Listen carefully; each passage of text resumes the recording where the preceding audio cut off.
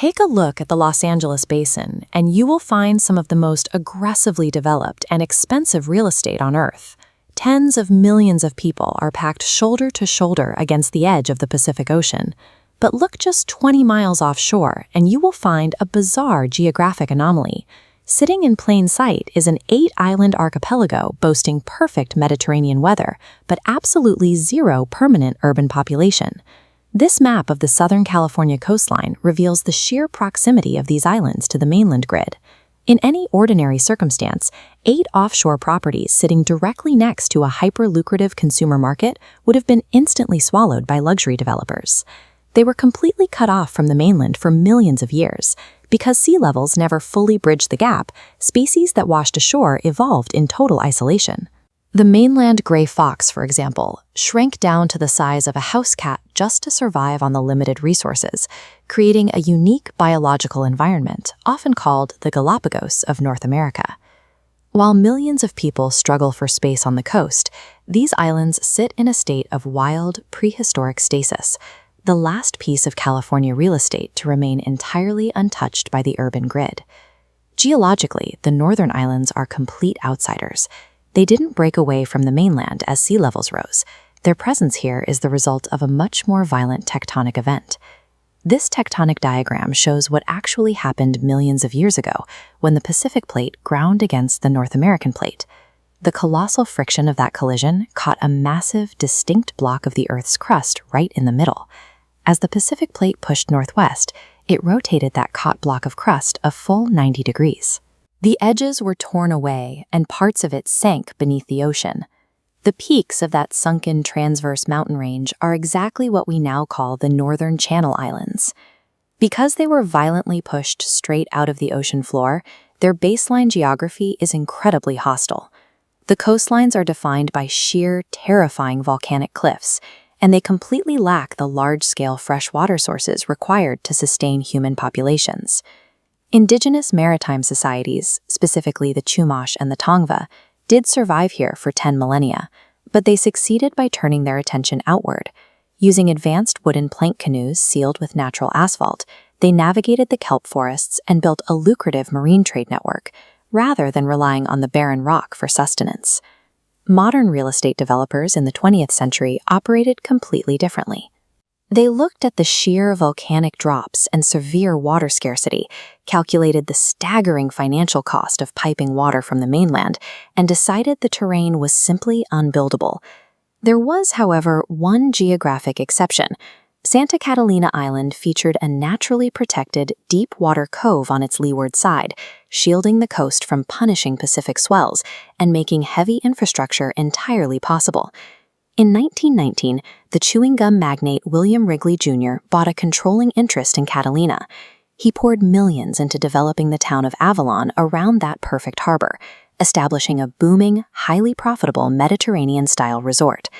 Wrigley proved that a luxury paradise could thrive off the coast of Southern California. Seeing his massive returns, mainland developers immediately set their sights on conquering the remaining 7 islands. This map lays out the archipelago as a developer would have seen it in the 1930s. But right before World War II, the United States military realized the entire California coastline was dangerously exposed. The federal government outright seized San Nicolas and San Clemente. The Navy installed radar stations, evicted the few local ranchers, and began using the isolated landmasses for intense ship-to-shore bombardment and explosive testing. The sheer military necessity completely wiped the 2 largest southern islands off the commercial real estate market, leaving them littered with unexploded ordnance to this day. Meanwhile, the northern islands were held tightly by a few wealthy ranching families operating private fiefdoms. They imported tens of thousands of sheep, cattle, and pigs, which bred rapidly without natural predators and stripped the delicate island vegetation bare. By the 1970s, the economic math shifted rapidly. Mainland coastal real estate prices skyrocketed. Suddenly, the exorbitant upfront costs of building desalination plants and island infrastructure didn't seem so crazy to city developers, and serious proposals for massive subdivisions were drafted. But the exact moment the bulldozers prepared to mobilize, the 1970s environmental movement intervened. Scientists realized that if luxury developers broke ground, the highly specialized prehistoric ecosystems would be erased. As this map illustrates, a massive legal campaign ended in 1980 when Congress officially established Channel Islands National Park. The government and conservation groups bought out the ranchers, removed the destructive livestock, and allowed 5 of the islands to heal. Placing them strictly under the protection of the federal park system guaranteed the land could never be sold to private industry. This frantic 11th hour legal battle successfully removed the final available islands from the developer's map, shielding a biological wonderland from the grip of concrete sprawl.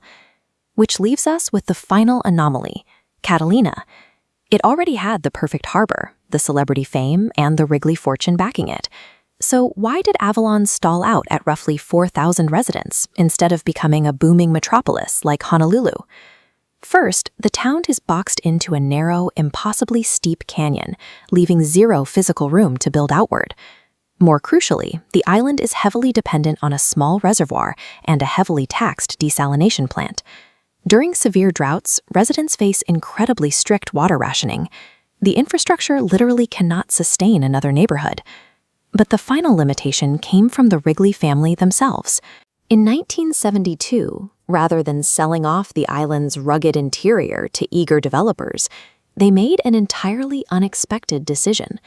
They established the Catalina Island Conservancy and deeded an astonishing 88% of the entire island to the nonprofit. They legally locked the land away, ensuring it could never be leveled for luxury condos.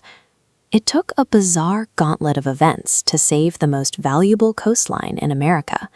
A combination of hostile volcanic geography, military seizures, crippling water shortages, and urgent conservation preserved this entire archipelago. Today, the Channel Islands stand as a silent, rugged monument to what California looked like long before the urban grid.